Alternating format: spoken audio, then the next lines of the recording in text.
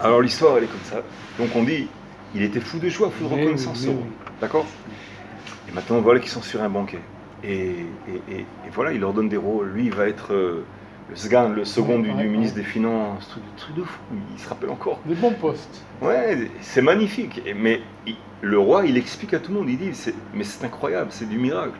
Ces gens-là qui étaient complètement, comment dire, au plus bas du bas de la société, en sous-sol, complètement haïs par tout le monde, la prison numéro 6, le donjon 6, avec les rats et tout comme ça. C'est sur eux, c'est les piliers du pays, ils ont sauvé le pays. Ça, c'est la parabole, d'accord? Maintenant, le nimshal, c'est-à-dire le parallèle de la parabole, c'est quoi? Sur qui ça s'applique, d'après toi? Ça s'applique sur notre génération à nous, toi et moi et tous. Notre génération, elle est tellement basse au niveau du pourcentage élevé de l'assimilation, comment dirais-je, des gens qui quittent la religion, même des jeunes qui ont été dans les shivot. La semaine dernière, j'en ai connu un Chilou et un type qui était dans la religion à fond. Un jour, il l'a envoyé à l'armée et tout, à l'armée, il a été tenté, il a quitté la religion, complètement. Plein d'histoires comme ça, plein.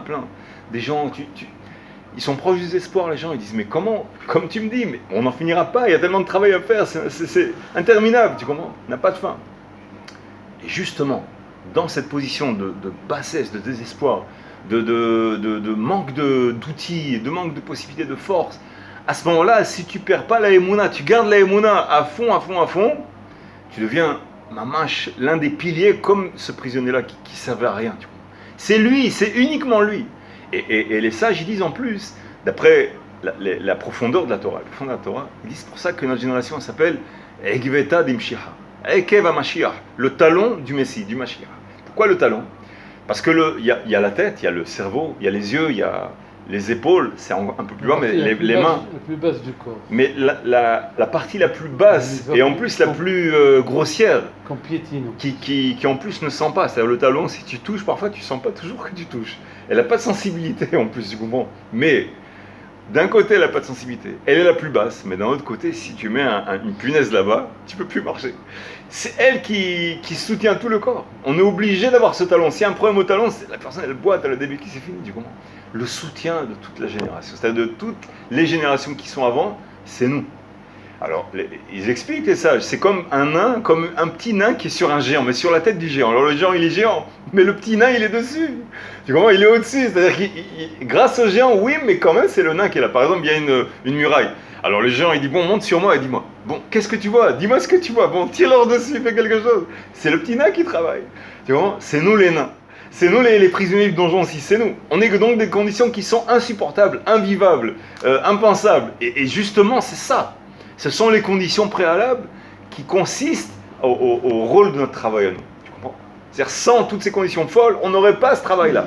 On a été embauché à Da'at Ken, dans le but de travailler dans ces conditions-là. C'est ça l'une des forces atomiques, disons, de la Emouna, c'est ça. C'est de comprendre que plus il y a de désespoir, plus c'est là le vif du sujet, c'est là qu'il faut travailler. Tu comprends? C'est un machal qui nous explique beaucoup de contradictions, de désespoir, de paradoxes, de choses incompréhensibles. Ne cherche pas à comprendre. Plus c'est incompréhensible, plus la Emouna, elle est là pour te dire, justement, c'est là que tu deviens important. Plus tu te sens complètement un grain de sable qui n'a aucune importance, c'est justement cette relation de modestie, de sentiment d'être complètement perdu. C'est un moment de détresse pour Yaakov, et il s'en sortira de cette détresse-là. Et Chazal, il explique, c'est quoi de cette détresse?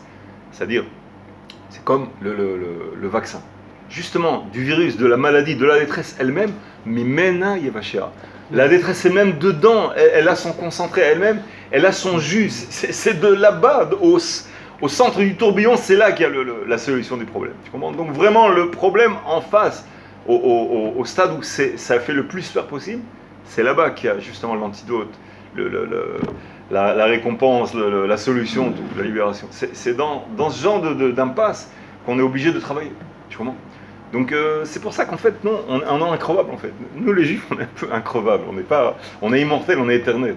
Toutes sortes de raisons. On est Helek Elohim Emal, on est une partie de l'âme de Hachem, etc. Mais on a été conçus en fait avec des forces de Emouna terribles où on est capable de travailler dans des situations que nous-mêmes on ne soupçonne pas sur soi-même qu'on est capable de travailler de façon comme ça.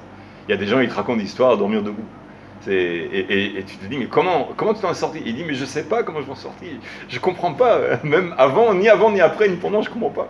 Tu comprends? C'est un acteur un peu l'anti-héros, on appelle ça. Il est là, mais il est pas là. Qu'est-ce que je fais là? Et pourtant, il est le héros, mais il est anti-héros. Il est complètement tout le temps. Il a la masse. Il se dit, mais qu'est-ce que je fais là? Comment je vais m'en sortir? Justement, c'est ça. C'est ça le but du rôle. Essentiel du tafkid, le rôle, tu comprends? Être avec des armes, des belles armes, le supérieur et tout. C'est pas un Israël, ça. Tu comprends? Être une belle armée toujours plus forte et comme ça, non, ça sert à rien. Ça sert à rien.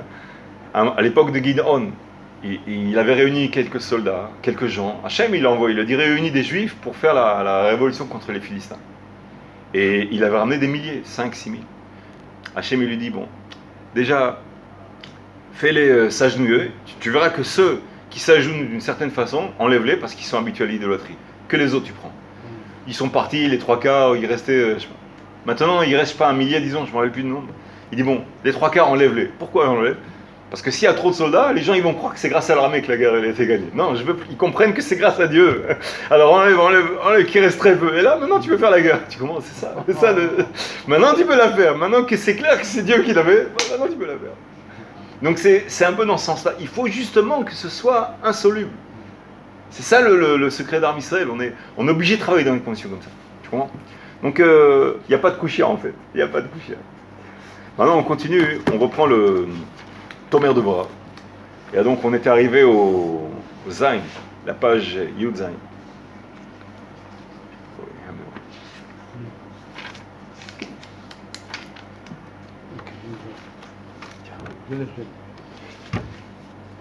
Yashuv Yahamenu. Hachem, il reviendra pour pour avoir pitié de nous, pour nous reprendre. Hine, en HaKadosh Baruch Hu mitnaek kemidat basar vadam. Hachem, il se comporte pas comme les êtres humains. Bah oui. Sheim yichiso chavero, que si un ami, il a rendu en colère son ami, sheu mitratze imo, et il vient, il veut le consoler, il veut dire bon, pardon, ok, il veut reprendre les bonnes relations. Mitratze me'at, lo ke'ava kodemet. Il se console, c'est-à-dire, dans le meilleur des cas, disons, dans la majorité des cas, des bons cas, il y a bon d'accord, allez, top là, serre-moi la main, il te donne la main, et puis, mais à l'intérieur de son cœur, il reste avec une cicatrice quand même. Il dit bon, je m'attendais pas à ça, j'étais déçu quand même. Alors ça prendra du temps, parce que la cicatrice elle se referme, qu'il reprenne sa crédibilité, tu comprends? L'okeava qu'on ne mette pas comme l'amour du début, l'amitié qui était vierge, qui était propre, qui était nickel, tu comprends? C'est pas pareil.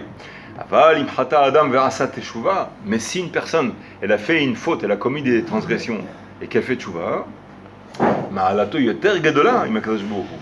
Son degré, son grade, sa place chez HaKadosh Baruch Hu, elle va grimper, c'est-à-dire elle va devenir supérieure à la situation originelle.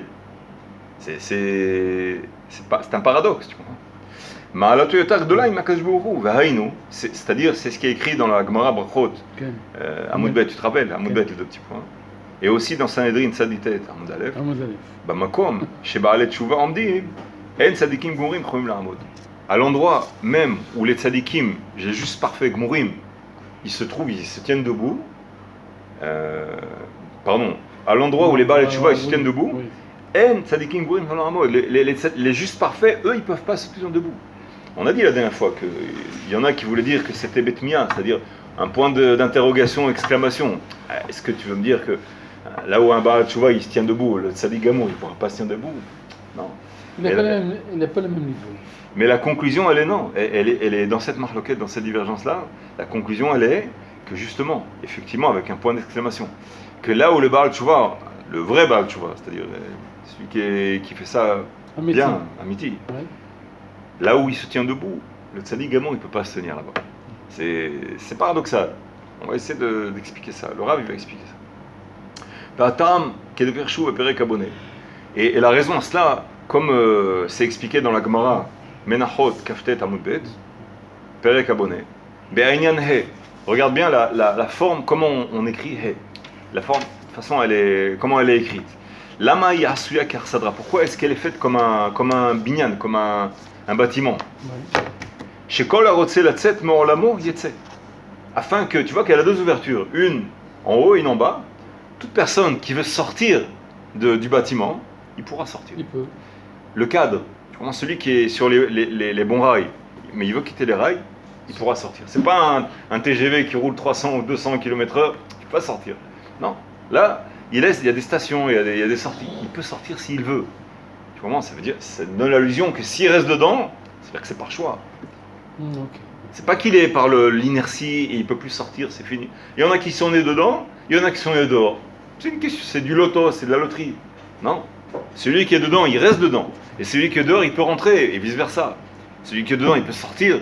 Et celui qui est dehors, il n'est pas obligé de rester dehors. Celui qui est dedans, il n'est pas obligé de rester dedans. Ça peut bouger de l'un à l'autre, tu comprends? Alors, Olam Nivra Behe.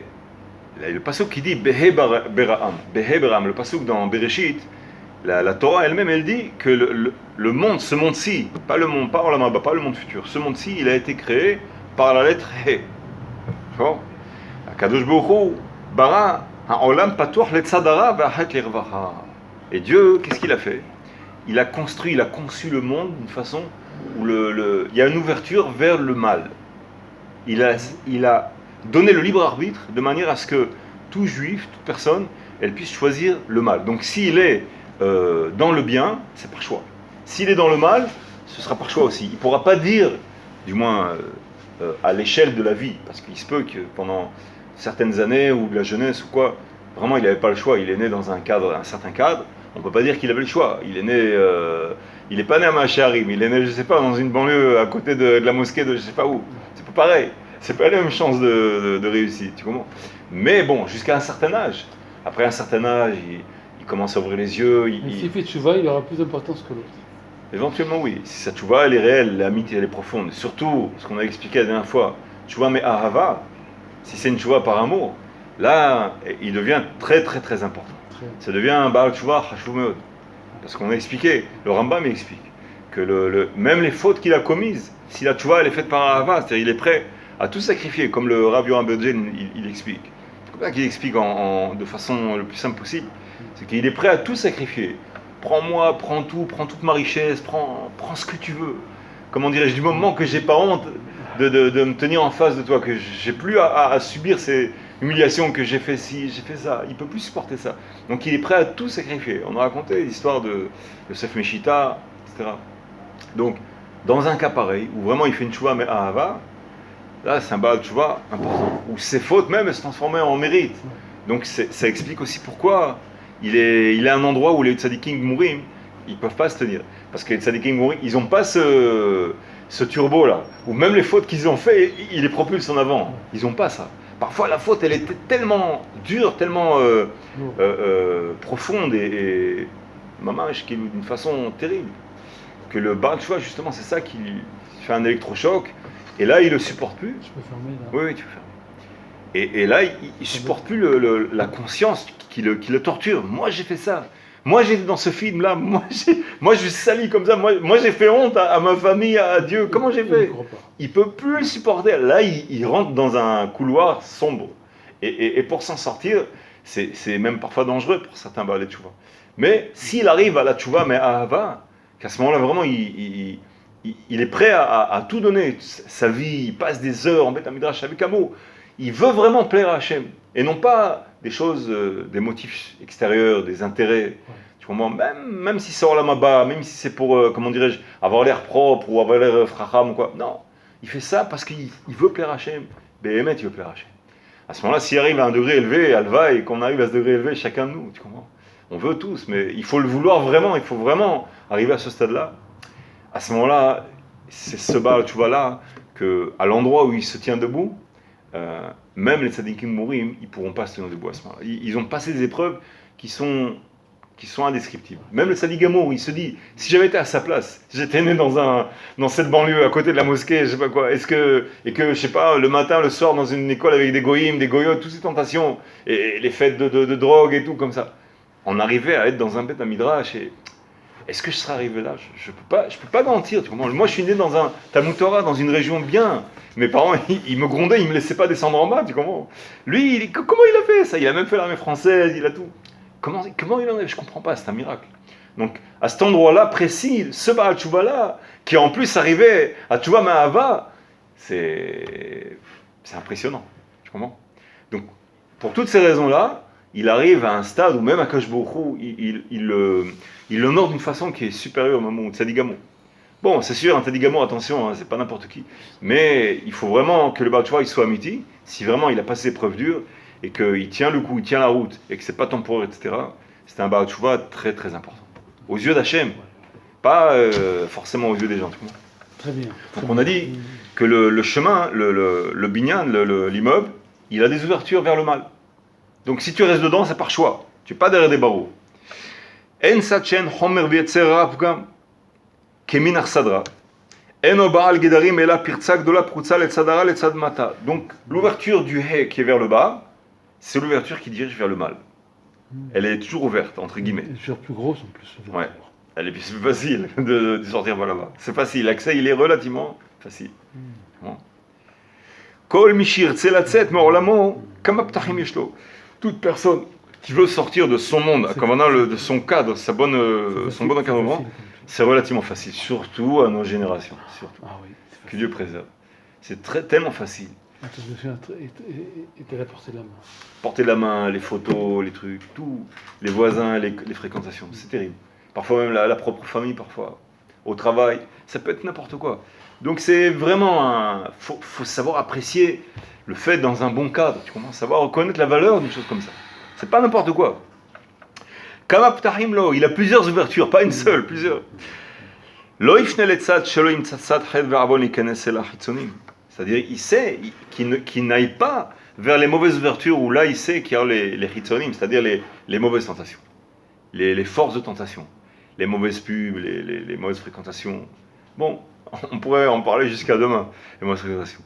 Et justement, il doit savoir comment se préserver, donc faire comme un pare-choc, faire une distance, ne pas être à 2 mm, non. Je touche pas, je suis à 2 mm. Non, ça suffit pas. Il faut qu'il y ait, comment dirais-je, une certaine distance. Et là, Laura va expliquer qu'il y a une différence entre le Baal Tshuva et le Tzadik, celui qui est né déjà dans le bon cadre. Par contre, l'ouverture pour revenir, c'est l'ouverture d'en haut. L'ouverture pour aller vers le mal, c'est celle d'en bas du hé. Et l'ouverture pour revenir, c'est par le haut. Et comment il va faire pour revenir au même stade où il était avant? L'homme milta, ça ne va pas l'aider s'il est sorti par le bas, il revient par le haut. Il a comme un problème parce qu'il a connu le mal. Il ne reviendra pas au stade où il était avant. Tu comprends?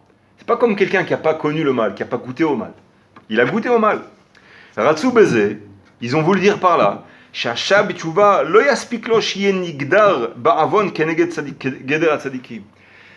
ont voulu dire par là les Chachamim que s'il revient au même endroit où il était avant de s'esquinter, ça ne suffira pas, parce qu'il a goûté au mal. Comme les tzadikim, la même chose que les tzadikim, ça ne suffira pas pour lui. Il lui faudra un supplément de barreau, d'éloignement. Oui. Pourquoi? Parce que les chachamim, les tzadikim, les justes qui n'ont pas fauté, gader merat yaspik alahem, une petite barrière, ça va leur suffire. Ils savent que c'est une barrière qu'il ne faut pas franchir, un point c'est tout. Mais lui qui a franchi la barrière, c'est autre chose. Cependant, c'est lui qui a fait la faute, qui a transgressé et qui a fait tchouva. Lo yaspiklo gader merat. Cette petite barrière-là qui est standard, elle ne suffira pas. Parce que pour lui, cette barrière-là, c'est pas grand-chose. Il sait qu'il peut l'ouvrir facilement. Ça lui parle encore, ça l'invite, ça lui propose encore. Zemedaber est là, il a une fréquence, un dénominateur commun.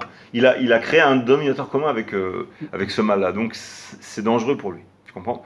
Les mauvaises fréquentations, il les connaît. S'il lui tape à la porte, il aura du mal à y résister. Il a une connaissance, tu comprends?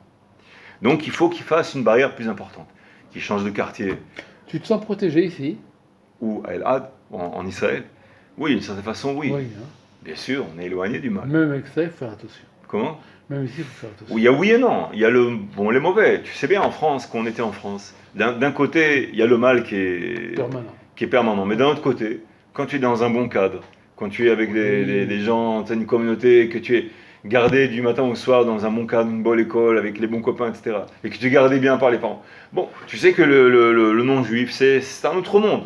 Et quand tu vois un juif, tu l'apprécies plus. Comment dirais-je, tu es enclin, c'est noir et blanc. On voit la différence. C'est le film noir et blanc Ici, plus. tu vois pas la différence, c'est encore plus malin. Ici, les degrés entre les pratiquants et les non-pratiquants, il y a tellement de grades qui sont intermédiaires que tu as du mal à voir clair. Donc les mauvaises fréquentations, c'est peut-être même parfois plus facile d'en avoir ici que là-bas. Mais d'emblée, tu as ici plus de Torah, plus d'ouverture tu veux ouvrir un livre, c'est très facile. Tu veux entendre un shiur, c'est très facile. C'est à la portée de tous, tu comprends? Mais étant donné qu'il y a plus de Kedusha en Eretz Israël, donc par rapport à l'équilibre que Akadosh Baruch Hu il veut, donc la balance elle veut que du côté du mal aussi, le mal il a une force un peu plus... il a plus de chorma le mal ici, il est un peu plus fort. Donc on a dit que la petite barrière standard, elle suffira pas au Baal Tshuva, tu comprends? Et là, tzarech lagdir atzmo kama gdarim kashim. Il faut qu'il ait des éloignements qui soient plus clairs, plus concis. Tu comprends? C'est clair, net et précis. Je ne te fréquente plus. Comment dire? Je veux plus. J'efface ton nom de mon téléphone. Je veux plus cette fréquentation. Pourquoi? Si tu laisses même ça, un beau jour, une petite occasion, il se marie, un petit truc, allez, on va pas faire les snobs et tout. Et tu refréquentes, allez, comme le bon vieux temps, etc. Et c'est reparti. Et ça peut repartir. Donc le Baal, tu vois, il faut qu'il ait une barrière à long terme aussi, c'est plus difficile. Il ne faut pas qu'il exagère non plus. Donc il est dans une guerre. Il est dans cette guerre-là pour la mener à bien, c'est pas facile. C'est des sacrifices. Donc Akadosh Baruch Hu, c'est pour ça que les Chachamim ils disent que Akadosh Baruch Hu, il sait que ça a une grande valeur. Tu comprends? Pourquoi cette barrière elle a été déjà franchie, elle a été déjà violée? Donc qu'est-ce que c'est pour lui psychologiquement? Cette barrière, c'est comme si elle n'existait pas. Tu comprends? S'il se rapproche, même ne serait-ce que se rapprocher, très facilement, le mauvais penchant, il va encore lui parler. Mais il faut qu'il s'éloigne d'une façon beaucoup plus sérieuse. Et la zé, pour cette raison, et pour cette raison, il ne faut pas qu'il rentre par la même porte par laquelle il est sorti. Il faut qu'il rentre par une autre porte. La même porte qu'il a franchie pour sortir, il faut qu'il rentre, si tu veux, par parabole. Il faut qu'il rentre par un autre seuil. Tu comprends? D'une façon différente qu'il est sorti. Non pas comme je suis rentré, comme je suis sorti, comme je suis rentré. Il faut qu'il fasse un équerre, un symbole, un signe que c'est autre chose, une autre vie. Tu comprends? Et là, il faut qu'il rentre par une entrée qui est aussi étroite, petite.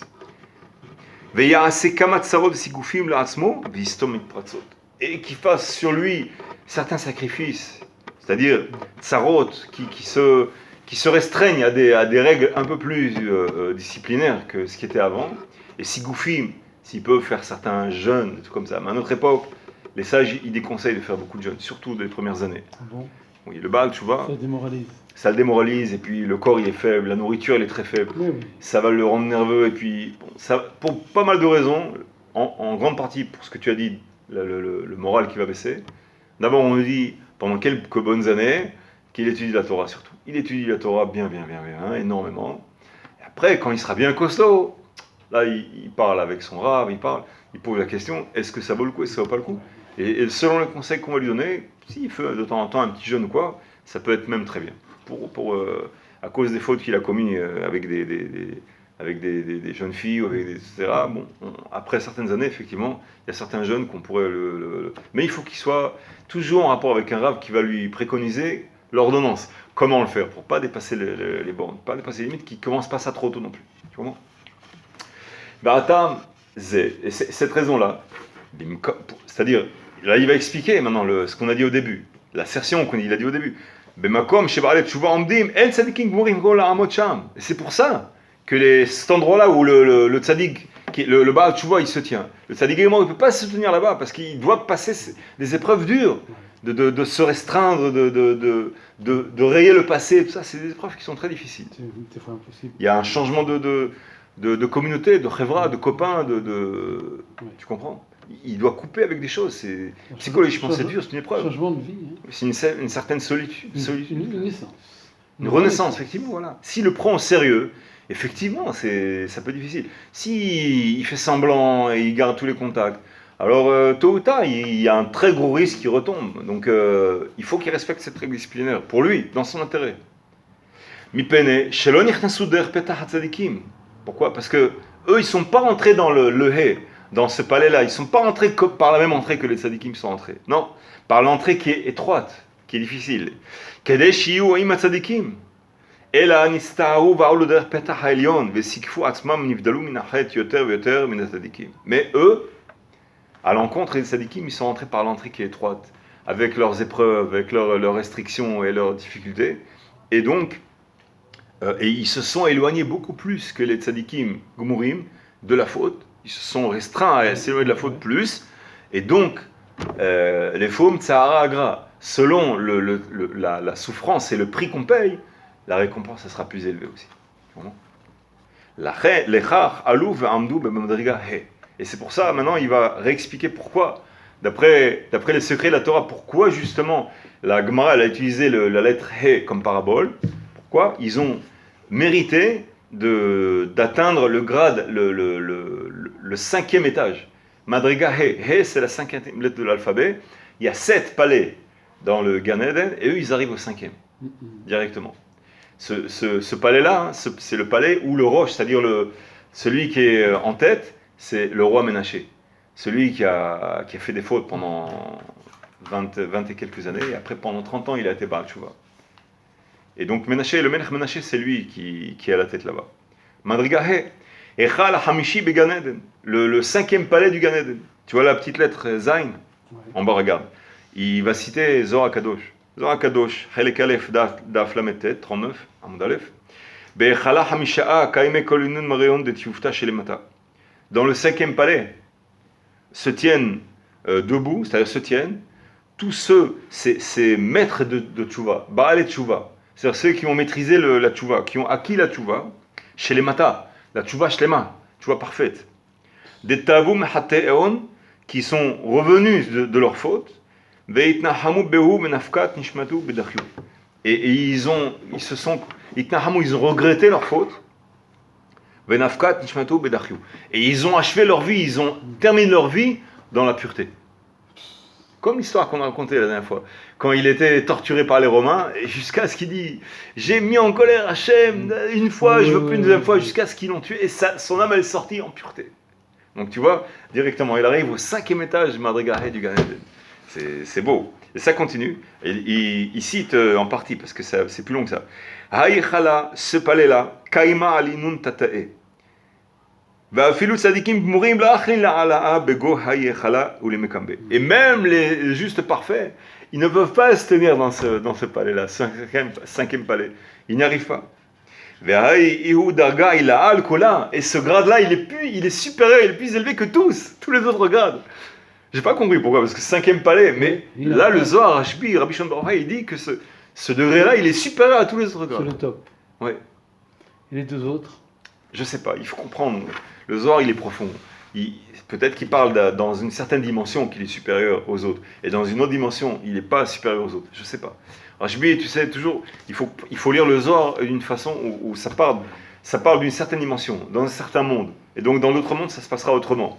Le Zohar, il faut le comprendre, savoir le bon link, la bonne parenthèse, comment le comprendre, dans quelles circonstances, dans quelle présupposition il faut le comprendre. Mais là, il te dit qu'il y a une dimension dans laquelle effectivement, le juste parfait, il n'arrive pas à se tenir alors à cet endroit précis où le Baal Tshuva se tient. Il n'y arrive pas. Il n'a pas passé l'épreuve. Tu comprends? Il y a une Gemara qui parle du petit-fils de Rabbi Shimon Bar Yochai. Je crois qu'il s'appelait Rabbi Shimon aussi. Non,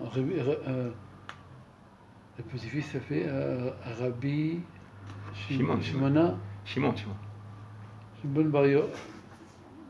Peut-être le fils de Rabbi Elazar. Vas-y. Et lui, il est sorti en Taboudra aussi. Il a fait des transgressions.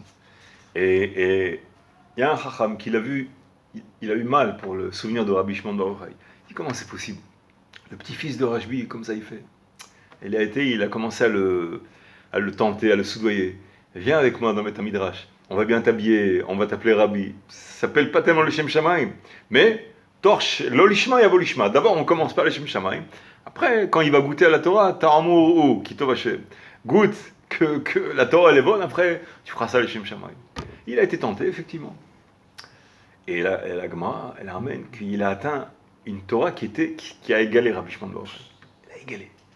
Après, quand il est décédé, ils ont pris son corps, ils ont voulu l'enterrer chez Rabbi Shimon Bar Yochai et chez son fils Rabbi Elazar. Il y a un serpent qui s'est tenu là-bas et qui les a pas laissé passer. Alors ils ont parlé au serpent. Il y a le petit-fils, il va être enterré chez son grand-père. Le serpent, il ne bouge pas. Et ils ont essayé de parler au serpent, ça n'a pas marché. À un moment donné, ils ont eu un tsar, ils ont eu mal pour l'âme de ce petit-fils. Et ils ont entendu une voix qui leur a dit non pas que la Torah du petit-fils, elle n'a pas égalé la Torah du grand-père et du père. Alors pourquoi ça passe pas? Il dit mais parce que lui, tout simplement, il n'a pas subi l'épreuve de 13 ans dans la grotte, comme Rabbi Shimon Bar Yochai et son fils ils ont subi. C'est-à-dire, la Torah, elle est la même Torah, mais elle ne ressemble pas dans le sens où elle n'a pas été acquise dans les épreuves, dans les mêmes circonstances dures, même si c'est la même Torah. Mais Rashbi et son fils, ils l'ont appris ils ont été, ils étaient sous terre, et leur peau, elle était déchirée et tout. Donc ils ont souffert pendant 13 ans. Ils ne mangeaient pas un manger normal, ils mangeaient des dattes et des carouviers. C'est spécial, tu comprends? Ils n'ont pas vécu dans Olam Hazé, le pain, la halal, le truc, non. Ils étaient cachés des Romains, etc. Donc ils ont subi 13 ans la souffrance de la grotte, donc leur Torah, elle est différente. Elle est supérieure. Donc la même Torah qui a été étudiée dans l'épreuve et dans la souffrance, elle a un grade beaucoup plus supérieur. Et donc là, ça vient expliquer aussi pourquoi le Baal Tshuva aussi, qui lui, il étudie avec des outils qui sont moindres. Il vient de rien parfois. Et donc il grimpe. Donc même s'il arrive au même niveau, même légèrement supérieur ou inférieur, sa Torah elle a plus de valeur du fait de l'épreuve et de la difficulté qu'il a rencontrée. Ça explique, le Admor Meroujin, il explique que dans nos générations, qui sont les dernières générations, c'est écrit dans le livre Chérit Israël du Rav Israël Lugassi, il ramène pas mal de belles phrases de nos sages, ils disent que garder la Emouna, c'est-à-dire rester dans la Torah et dans la pratique des mitzvot comme il faut, il dit ça sera équivalent dans les dernières générations à grimper un mur qui est complètement vertical, sans échelle, sans échelon, rien. Le grimper comme ça avec les ongles, avec les griffes, avec n'importe quoi. Avec un rien, tu comprends? C'est équivalent à cela. Pourtant, il grimpe. Donc tu vois bien que c'est un effort qui est... Celui qui arrive par l'ascenseur, c'est pas pareil que celui qui arrive en grimpant avec les ongles. Donc c'est ça en fait l'image. Maintenant, on a parlé, toujours dans la structure de ce livre-là, dans le premier chapitre, toujours, il ramène le caractère d'Akadosh Baruch Hu, comment il s'adresse au Baal Tshuva, et ensuite, ce que le livre il s'attend de nous, en tant qu'être humain juif, parce que nous, le but de ce livre, c'est qu'on ressemble aux traits de caractère, aux 13 traits de caractère de miséricorde de Akadosh Baruch Hu. Alors là, on est arrivé au trait de caractère numéro 7, et en quoi on va pouvoir ressembler à Akadosh Baruch Hu, que lui, il apprécie les Baal Tshuva, qu'il leur donne le 5e palais. On n'a pas de 5e palais à donner à ceux qui nous ont trahis ou qui nous ont fait du mal. Comment on va faire pour ressembler à Akadosh Baruch Hu, de la même manière qu'Akadosh Baruch Hu, il s'adresse aux Baal Tshuva. Alors là, maintenant, il va expliquer ce qu'il s'attend de nous. Bekar, Adam tzarich litnaeg im havero. De la même façon, une façon parallèle, on doit se comporter avec nos prochains, nos amis. Si mon ami il m'a trahi, ou alors il m'a insulté, il m'a humilié, il m'a fait quelque chose, il m'a fait un mal, et qui vient, comme on a dit au début, et qui regrette et qui veut se racheter, à ce moment-là, que je ne dois pas être rancunier et garder dans ma mémoire une réserve. Sentimentalement, je veux dire. Si tu veux te méfier, c'est bien de se méfier. Peut-être que, on ne sait jamais, tu comprends. Mais sentimentalement, au niveau sentimental, ne pas le mépriser dans le cœur. Avoir une rancune. Dis bon, je l'attends dans le coin, on verra bien. Comment dirais-je? La vengeance, c'est un plat qui se mange froid. Ce genre de choses comme ça. Non. Tu comprends? Libère ton cœur, nettoie ton cœur. Quand il verra que son ami, il redemande, il veut se racheter, il veut à nouveau acquérir ta crédibilité, ton amour, il veut acquérir ton amour à nouveau, ton amitié.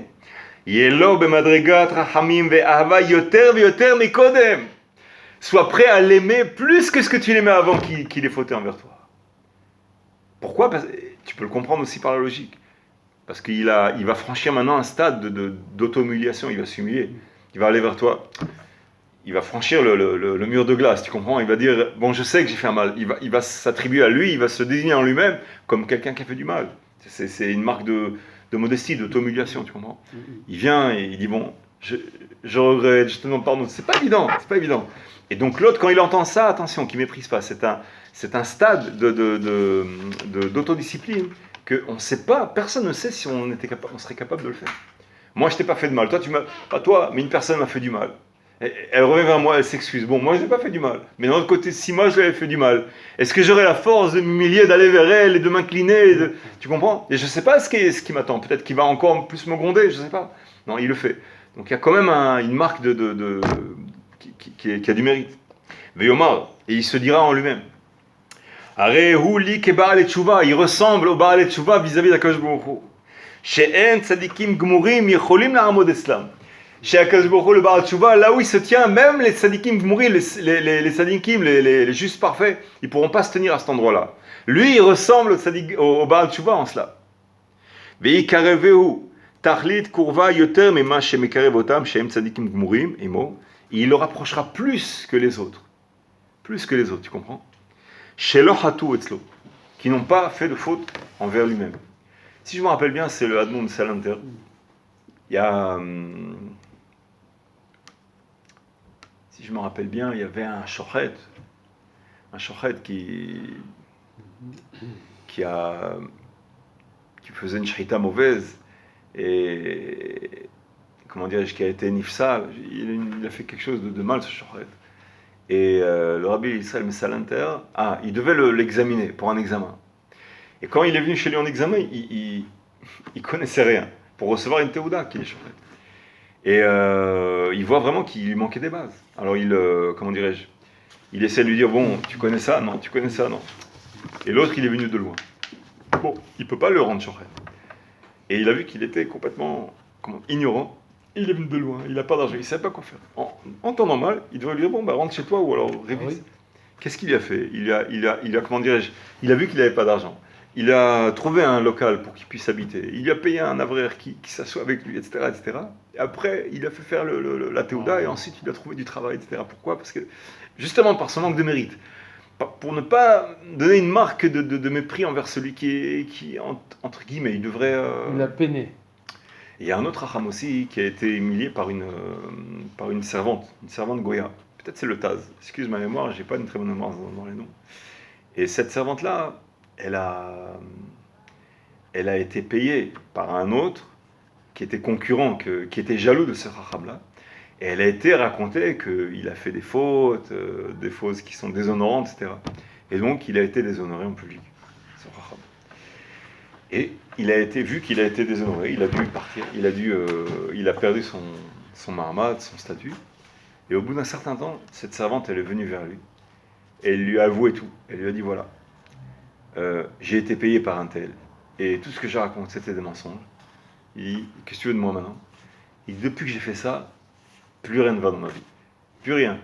Tout ce que je fais, c'est des trous dans l'eau. Et je sens que c'est parce que je t'ai fait ça. Alors il dit, qu'est-ce que tu veux faire maintenant? D'abord, pardonne-moi. Pardonne-moi pour ce que je t'ai fait. Alors, il a réfléchi, il a dit, d'accord, je te pardonne. C'est une non-juive. Il a pardonné. Et il dit, maintenant, comment je vais faire? Je ne sais pas, je ne trouve plus de travail, tout ce que je fais. Il lui a trouvé du travail. Il a parlé, il a commandé, il me l'a dit salaire, il a conseillé, il a recommandé, etc. Il a trouvé du travail. Et il explique ce Chacham que depuis qu'il a fait ce maassé, cette histoire-là, qu'il a réhabilité cette servante-là, qui pourtant a été la cause de beaucoup de ses problèmes, il dit, dans son cœur se sont ouverts des charrés Chokhma. Il a compris des choses que jusqu'à présent c'était impossible pour lui de comprendre.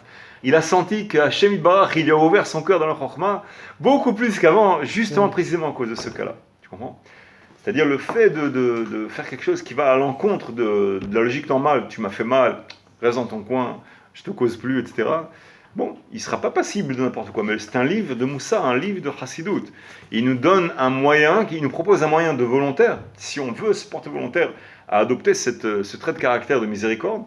À ce moment-là, Hachem Yitbarach, il nous élèvera beaucoup plus haut que ce qu'on aurait été censé dans les conditions standards.